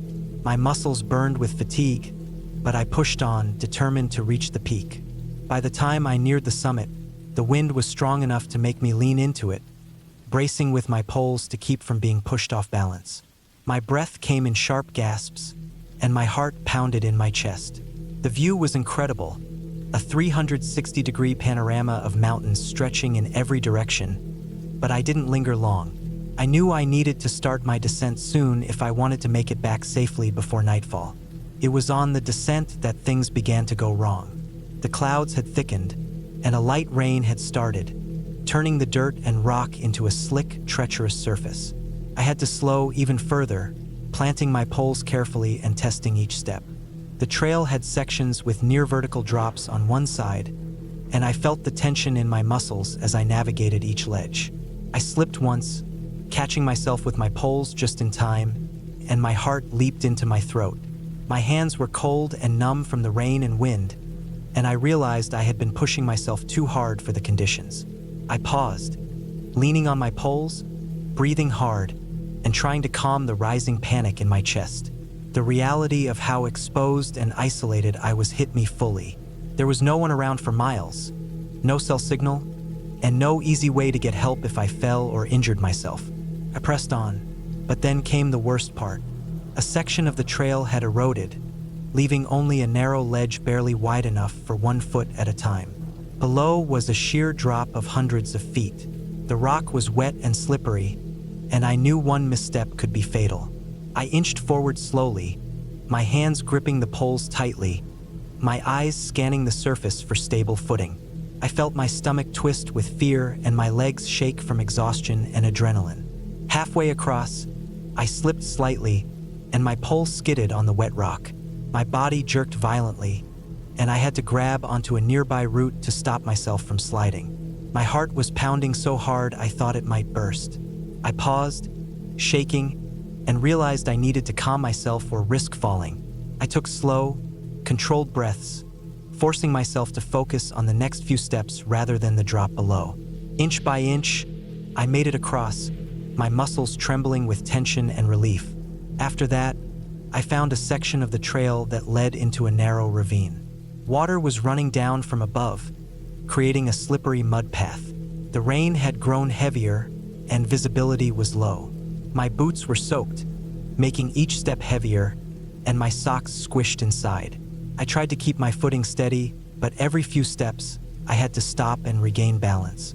The sound of the rain hitting the leaves and rocks was deafening, and it was easy to lose track of direction. I kept my map and compass out, checking constantly to make sure I was still on the trail. The trail markers were small and spaced far apart, and in the dim light and rain, some were almost invisible. I felt a creeping sense of fear, not from ghosts or shadows, but from the raw, real danger of my situation. I was high on a mountain, tired, wet, and alone, and one wrong move could leave me severely injured or worse. As the day wore on, the rain let up slightly, but the clouds remained heavy and gray. I reached a section where the trail split, one path leading to a small campsite I had noted on the map, and the other continuing down the mountainside toward a river. I decided to head toward the campsite, knowing it would offer a flat area to rest and possibly shelter if the weather worsened. The path was still difficult, with loose rocks and exposed roots, and my energy was nearly spent. My shoulders ached from the weight of the backpack, my knees protested every step down the slope, and my hands were raw from gripping the poles and rocks. The forest around me was dense, shadows deep even in the gray light, and I moved cautiously, making sure not to twist an ankle or slip on wet leaves. Eventually, I spotted the campsite. It was small and secluded, tucked between a stand of trees with a flat area just big enough for a tent. There were remnants of previous hikers, fire rings with cold ashes, flattened ground where tents had been pitched, but no one was there. I set up my tent as quickly as possible, my fingers stiff and clumsy from the cold and exhaustion. By the time it was secure, my clothes were soaked through, and I was shivering despite my layered clothing. I boiled water for a simple meal and sat inside the tent, letting the warmth from the stove seep into my body. I ate slowly, savoring the few dry crumbs of food and the warmth. My mind was still on edge, replaying the near slip on the ledge and the treacherous path. I realized how close I had come to serious injury.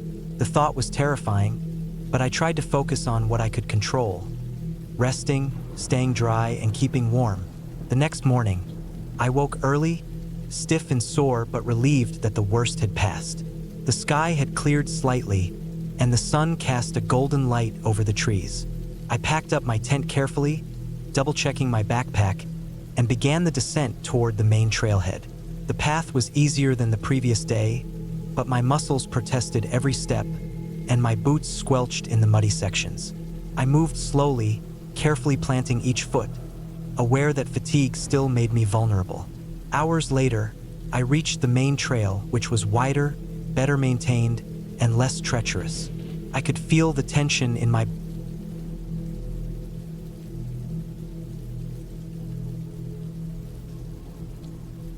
I set out early that morning, the sun barely breaking over the horizon, casting a dull orange glow over the peaks.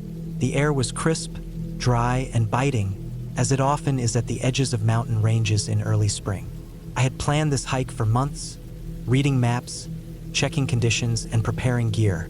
My pack felt heavy against my back, loaded with water, food, a first aid kit, extra clothes, a compass, maps, headlamp, and a small stove.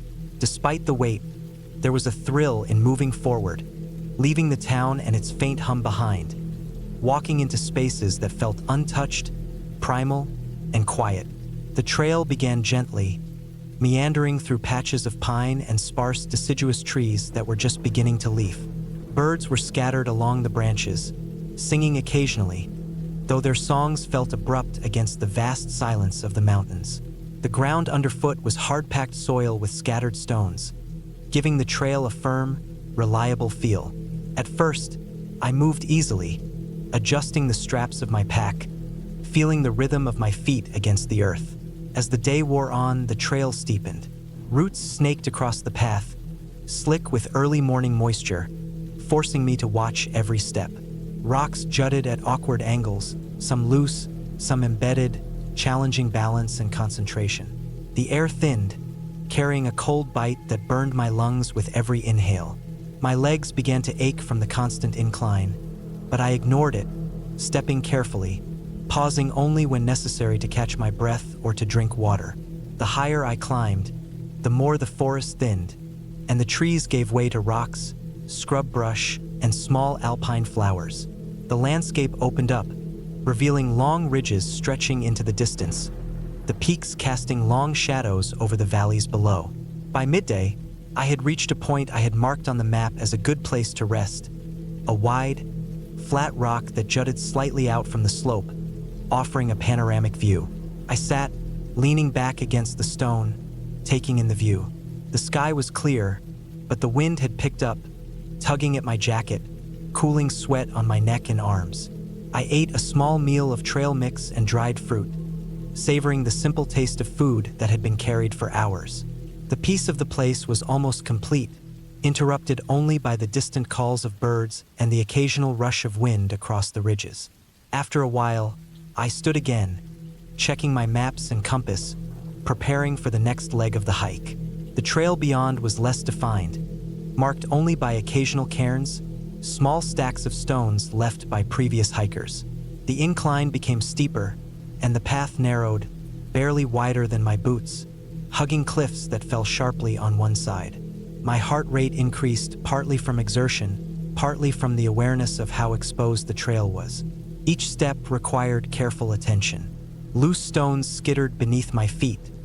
I learned to test every foothold before committing my weight. Hours passed. The sun shifted westward, shadows lengthening and darkening the slopes. The temperature began to drop noticeably, especially in the areas exposed to the wind. I adjusted my layers, adding my fleece under my jacket, tightening my gloves, and pulling my hat down over my ears. The air now carried a faint, metallic tang, the scent of rock and sparse vegetation, but also a hint of moisture in the distance, suggesting that snow or rain might be moving in. I pressed onward, my pace slow but deliberate. I had planned to reach a small ridge cabin marked on the map, a waypoint for hikers, a place to shelter and rest for the night. I kept looking at the trail markers, the cairns, the slope changes, confirming I was still moving in the right direction. The wind became stronger, gusting across the exposed ridges, forcing me to lean slightly into it with each step. Every now and then, I heard a rock shift or a distant roll of pebbles down a slope, reminding me of how fragile my footing was in this terrain. As the sun began to lower, casting long shadows over the ridges, the trail became less distinct. The cairns were fewer and farther between. I had to pay close attention to subtle signs: scuffed ground, small stones piled in unnatural ways, marks on trees that indicated earlier passage. My boots slipped occasionally, and I had to stop and reestablish footing. My water supply was beginning to feel low, though I still had enough to continue safely for a few more hours. Then, I noticed something. The trail seemed to fork in a way I had not anticipated. One path led sharply down a slope, jagged and unstable. The other trended slightly upward along a ridge that appeared narrow and wind-battered. I checked the map and compass repeatedly, trying to orient myself. The map suggested that the cabin lay along the upward ridge, but the path seemed precarious, exposed, and I had to think carefully. My heart began to beat faster, not from exertion this time, but from a creeping sense of unease. I decided to continue along the ridge. Each step required extreme caution. Loose stones, gusts of wind, and the narrowness of the trail meant that I had to move deliberately, testing every step. As the minutes stretched into what felt like hours, the sun sank lower, casting the rocks in dull gray and orange, the shadows deepening. My legs burned, my fingers stiffened from cold despite gloves, and the air felt thinner. The ridge became narrower, the slopes on either side falling sharply, jaggedly into valleys far below. And then it happened. One misstep, small, almost invisible, and I felt my foot slide on a loose stone. My body lurched. My pack swung violently, threatening to throw me off balance. I grabbed at the nearest stable rock, my hands scraping against sharp edges, nails breaking, skin torn. I froze, heart hammering, sweat suddenly slicking the back of my neck. For a long moment, I just held on, listening to the sound of wind rushing past my ears and my own breathing. Slowly, carefully, I swung my legs back onto stable ground. The near fall had shaken me more than I expected. I realized then that the sun was almost gone, and the cabin still lay ahead, somewhere along the ridge, invisible in the approaching dusk. The wind carried an unfamiliar chill, and I knew that if I didn't reach shelter soon, I would face the real danger of hypothermia. Every step was now a careful negotiation between speed and caution. The ridge twisted and turned. Sometimes, I had to sidestep along narrow ledges, feeling my boots scrape against jagged stone, relying on balance and gravity more than strength. My arms ached from clutching rocks for support. My legs felt like jelly. The cold had begun to seep through my layers, and I could feel my fingers losing sensation. Every gust of wind threatened to unbalance me. I knew that if I slipped now, there would be no recovery. The cliffs on either side seemed to draw closer, the fall beyond them unimaginable.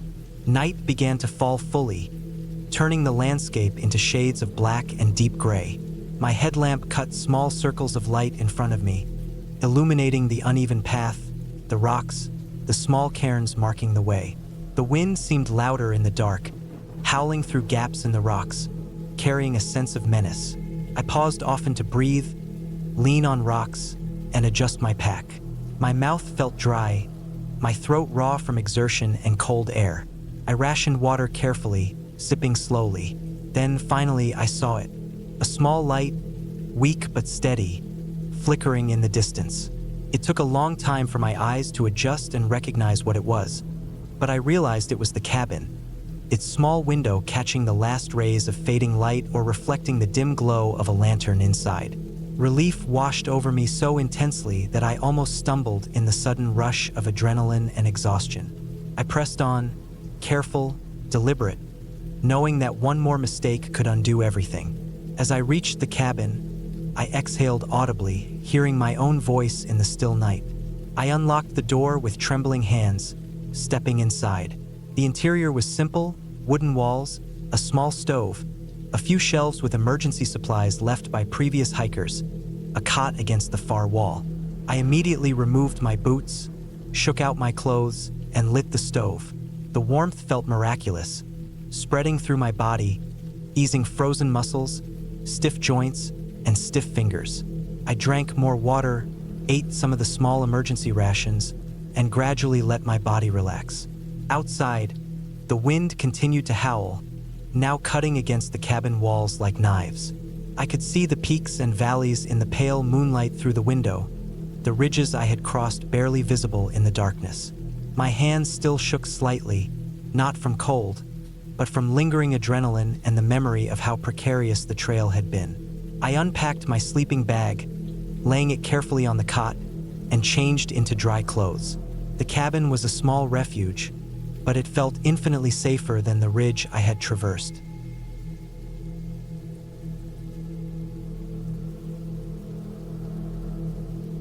I had been planning this hike for months, meticulously mapping out the trail and researching the area. I wanted a challenge, something far away from crowded parks and well-worn paths. The idea of spending a few days alone in the wilderness, relying entirely on my own skills, had a strange appeal to me. The trail I chose was a remote stretch in a national forest that was barely marked on any map.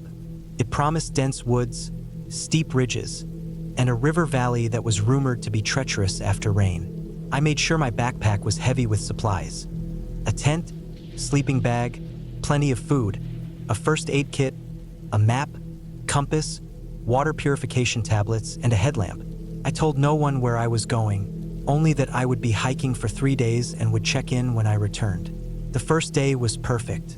The sun was just rising as I reached the trailhead, casting long shadows across the dirt path. The air was crisp, and the smell of pine and wet soil filled my lungs. I started walking early, feeling a rush of excitement with each step. Birds called overhead, and squirrels darted among the branches. The path was uneven, lined with tree roots and loose stones, but it was manageable. I took my time, carefully choosing each step as I climbed a series of steep inclines. By mid-morning, I reached a small clearing with a rocky overlook. From there, I could see the valley below, shrouded in mist. It was breathtaking, and I took a moment to sit on a flat rock, drink some water, and eat a small snack. After the break, I continued deeper into the forest. The trail became narrower, almost a faint suggestion among the ferns and underbrush. I had to push branches aside and step over fallen logs. I noticed animal tracks in the mud, deer and smaller mammals, nothing threatening, but a reminder that I was alone and dependent on my awareness. The terrain was uneven, with sudden dips and rises. By late afternoon, my legs were sore, and my water bottle was half empty. I decided to stop and set up camp near a small stream. I found a flat area just big enough for my tent, cleared some leaves and sticks, and pitched it. I boiled water over a small portable stove and ate a modest dinner. As the sun set, I felt a strange mix of satisfaction and unease. The forest was beautiful, but its isolation was palpable. That night, I slept fitfully. Every snap of a twig or rustle of leaves made me jump. I kept thinking I heard someone or something moving through the woods, but when I shone my headlamp outside, nothing was there. I told myself it was just the animals, my mind playing tricks in the dark. The wind picked up, rustling the trees and carrying a chill that seeped into my tent. By morning, I was exhausted but determined to continue. The second day was where the hike began to turn difficult. The weather had changed overnight. Clouds hung low in the sky, and a fine drizzle started falling. The trail became slick with mud, making each step precarious. My boots were soaked, my socks damp, and my feet were beginning to rub painfully. I pushed forward, keeping my pace slow to avoid slipping. The incline grew steeper, and I had to use my hands to stabilize myself on rocks and tree roots. I noticed more signs of wildlife, including a few distant deer and some bird calls that seemed unusually quiet. The forest felt heavier, almost oppressive. By midday, I reached a section where the trail disappeared entirely under a fallen tree and debris. I had to scramble over rocks and branches, using my hands and feet to pull myself up. My backpack caught on branches repeatedly, and I grew frustrated and tired. The rain was steady now, soaking through my jacket and chilling me to the bone. I tried to take breaks under large trees for some shelter, but the wetness was unavoidable. The forest was no longer inviting. It was indifferent, hostile, and I was acutely aware of my vulnerability. As afternoon approached, I realized I had underestimated the time it would take to reach my planned campsite. The map indicated a small clearing near the river, but the river itself had swollen from the rain, its banks muddy and treacherous. When I finally arrived, I found the ground too waterlogged to set up my tent safely. I had no choice but to keep moving, hoping to find a more stable area. I followed a faint path along the riverbank, my feet sinking into the mud with each step. The current roared, and the sound of rushing water echoed through the valley. My heart raced. The path was narrow, and one wrong step could send me tumbling into the river. It was then that I realized how isolated I truly was. My phone had no signal. The clouds hung low and gray, and the forest seemed endless. Panic started to creep in. I knew I had to find shelter soon, or I risked hypothermia if the rain continued through the night. I spotted a large fallen log across the path and considered using it as a makeshift barrier or resting place, but the ground underneath was too muddy. I had to move on. My boots were heavy with mud, my clothes soaked, and my hands raw from gripping rocks and branches. As evening approached, I stumbled upon a small slope leading up from the river. It was steep and covered in loose stones, but at the top, there appeared to be a flat area with sparse trees. I climbed cautiously, each footstep deliberate. When I finally reached the top, I found a spot barely big enough for my tent. It wasn't ideal, but it was my only option. I quickly cleared the ground, pitched my tent, and crawled inside, shivering. The rain had slowed, but the temperature had dropped significantly. I wrapped myself in my sleeping bag and tried to rest, but my mind was racing with worry.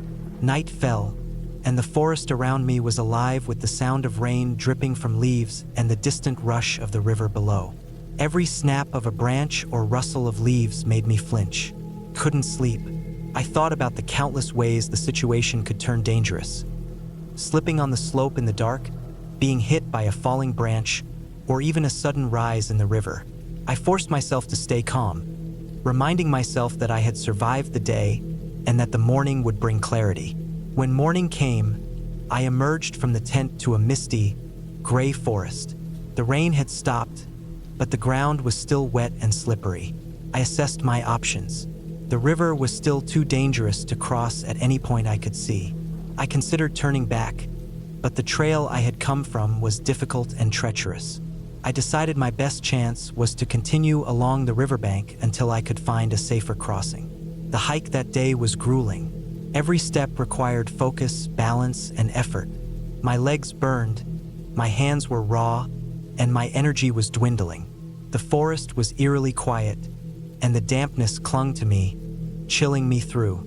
At one point, I slipped on a wet rock and scraped my knee, the pain sharp and sudden. I paused, cleaned the wound as best I could with my water and bandages, and continued. My body ached, but I couldn't stop. By late afternoon, I finally spotted a fallen tree that created a natural bridge across a narrower section of the river. It was risky, but it was my only chance. I tested it carefully with my foot, balancing slowly, inch by inch, until I made it across. My heart was pounding, but relief washed over me. On the other side, the forest seemed slightly less dense, and I could see a faint trail that suggested a path back to a road or trailhead. I followed it, exhausted but determined. As evening approached, the trees began to thin, and I caught sight of a clearing ahead. The trail led me to a small dirt road, where I finally saw the distant lights of a ranger station. Relief hit me like a wave. I hurried toward it, my body sore and covered in mud, my hands and feet raw, but my mind focused on the safety that awaited. I arrived at the station just as night fell, greeted by warm lights and the smell of a wood stove. The rangers checked my condition, gave me dry clothes, and offered food and water. I stayed at the station overnight to recover. My body was sore, and I had several minor injuries, but I was alive. The hike had been terrifying, physically exhausting, and mentally challenging. I realized how unprepared I had been for the unpredictability of the wilderness, how quickly a beautiful hike could turn into a dangerous ordeal. I was grateful for the small decisions that had kept me alive. Staying calm, moving carefully, and never underestimating the forest's power. The next day, I hiked back to my car along a marked trail, avoiding the treacherous river path. Each step felt lighter, the forest now welcoming instead of threatening. I drove home exhausted, my body stiff, but with a renewed respect for the wilderness and my own resilience. I knew I would hike again, but I also knew I would never take the power of nature for granted. That experience stayed with me, a vivid memory of fear, determination, and survival, a reminder of how fragile we are in the face of the natural world, and how important it is to be prepared, aware, and cautious.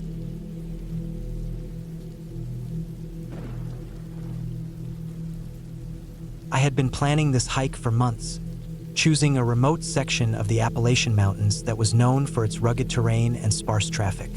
I wanted isolation, not the crowded trails near popular parks, and I wanted a challenge, not just a walk in the woods.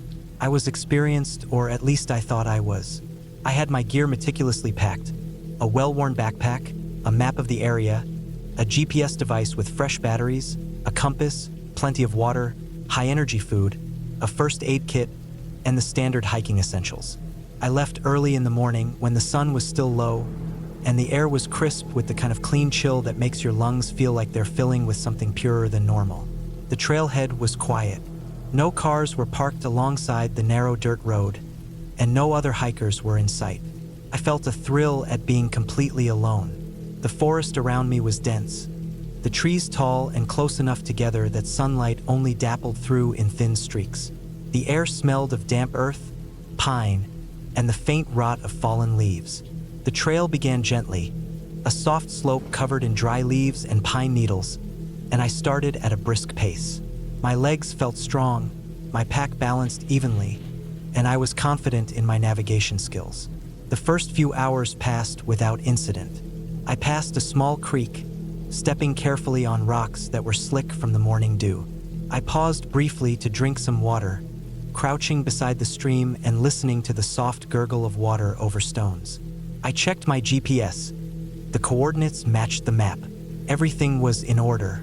The trail soon began to climb more sharply, twisting around thick roots and loose rocks. My heart rate increased, not just from the exertion, but from the growing sense of being deeper in the wilderness. The forest was alive with the sounds of small creatures, the occasional bird call, the distant rustle of something moving in the underbrush. I reminded myself that the forest had its own rhythm and that animals were mostly harmless if left undisturbed. By mid-morning, I reached a plateau that gave a view over a valley. The sun had risen higher, and the warmth began to push against the morning chill. I took a long break here, eating a protein bar and sipping water. The valley below was thick with green, shadows of the trees stretching long across the ground. I noted a few features for navigation: the shape of the river, a cluster of large boulders, and the curve of the ridgeline. Feeling refreshed, I continued along the trail. Around noon, the terrain became less forgiving. The path narrowed into a ridge, steep drops on either side. Loose gravel and jagged rocks made footing uncertain, and I slowed my pace, taking careful steps to avoid twisting an ankle or worse. My legs were beginning to feel the cumulative strain, and the weight of the pack felt heavier with every step. The forest here was quieter, the trees thinner, exposing the trail to direct sunlight in patches. I paused to drink and wipe sweat from my brow, scanning the horizon. The ridge stretched farther than I had anticipated. My GPS showed that I was only halfway to my planned stopping point, and I realized that I had underestimated how slow the climb would be. The first sense of danger appeared subtly, almost imperceptibly. As I rounded a narrow bend, I noticed a section of the trail ahead where rocks seemed freshly disturbed. At first, I dismissed it as natural erosion or perhaps an animal digging. But then I saw deeper impressions, like the tracks of something heavier than a deer. My stomach tightened slightly, but I told myself not to jump to conclusions. I had read about people seeing signs in the wilderness and misinterpreting them out of fear. I continued, more cautiously now, scanning the edges of the trail. A few minutes later, I heard the first sound that truly made my heart skip. A low, rumbling growl, distant but unmistakable. I froze mid-step, trying to pinpoint the source. Came again, slightly closer this time. I realized then that the tracks I had seen were bear tracks. Not a small bear, but a large adult, judging by the depth of the impressions in the soft soil. My mind raced through everything I had read about bear encounters. Stay calm. Don't run. Make yourself big. Slowly back away if necessary. I took a deep breath and continued, keeping my eyes on the ridge ahead, moving as quietly and steadily as I could. The trail began to descend slightly, leading into a narrow valley that funneled between two steep slopes.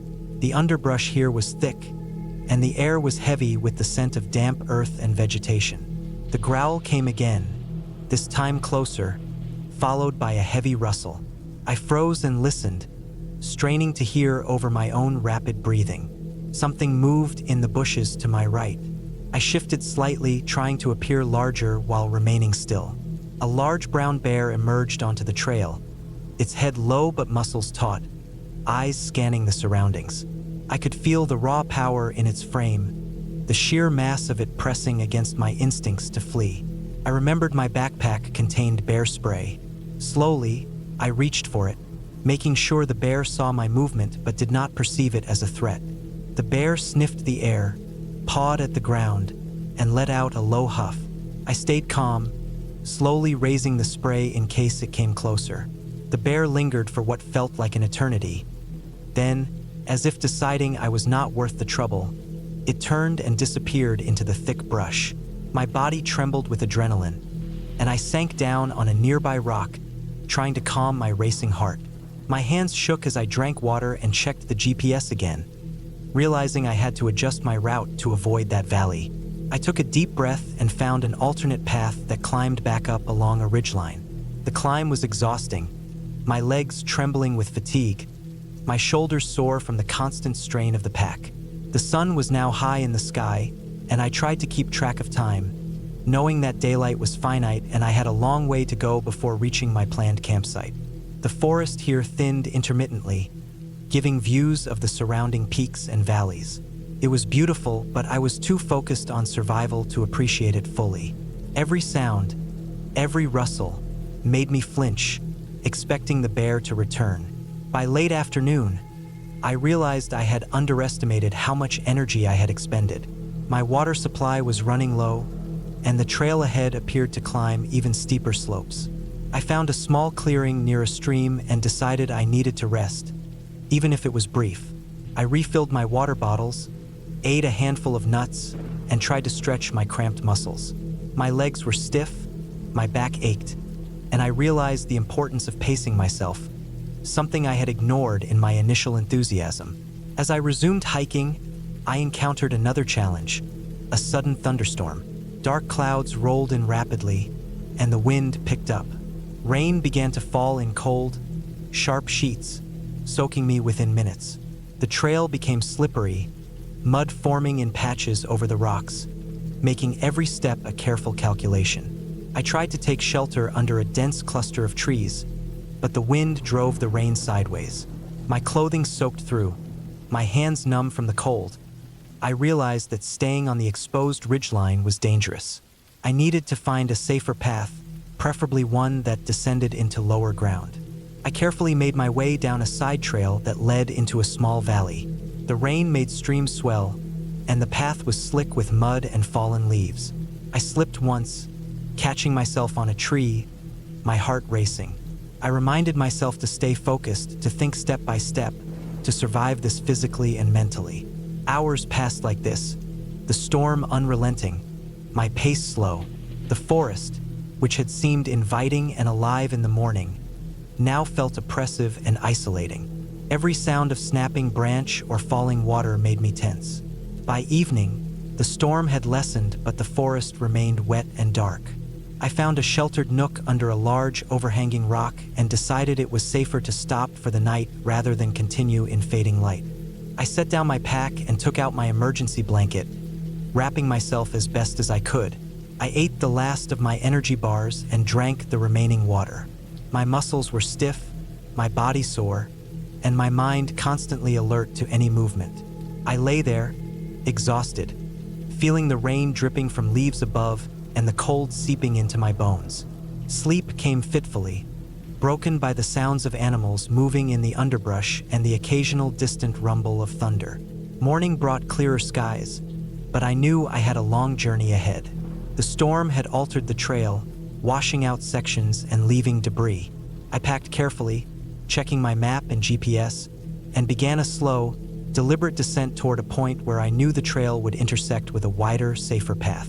The climb and descent had taken a toll on my body, my legs and feet sore and bruised, my back aching from the pack. But each step brought a sense of relief, progress, survival, and the gradual return to safety. By late morning, I reached a section where the trail met a small dirt road. My heart lifted. I knew this road